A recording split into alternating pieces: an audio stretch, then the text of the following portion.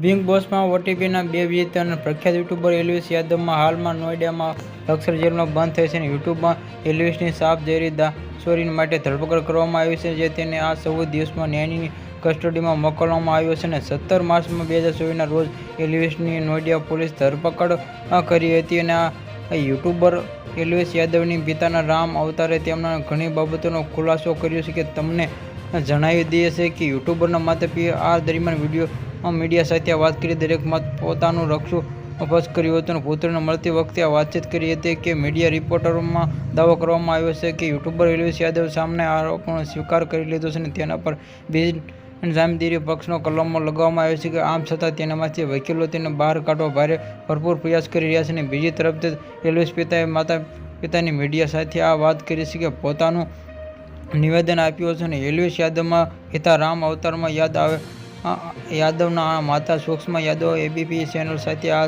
વાત કરી હતી. પિતાએ જણાવ્યું છે કે પુત્રની ધરપકડ કરવામાં આવી નથી અને તેમણે કહ્યું કે અમને નોટિસ હેઠળ બોલાવવામાં આવ્યા છે અને તમારું નિવેદન નોંધાયું કે હું મારા બાળક સાથે જ ગયો હતો. અને જ્યારે આ રામના અવતારમાં આ યાદવને પૂછવામાં આવ્યું કે એલ્વિસ યાદવે સાપનું ઝેર વેચવાનો ગુનો કબૂલ કર્યો છે, તે પિતાએ સ્પષ્ટ કહ્યું નથી કે એલ્વિસ યાદવ પિતાને મીડિયામાં આ કહેવામાં રહ્યો છે કે કોણે બોલ્યું કે આ બધી કરવાની બાકી.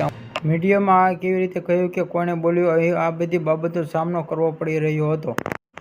આવા સમાચાર જોવા માટે અમારી ચેનલને સબસ્ક્રાઇબ કરો મિત્રો.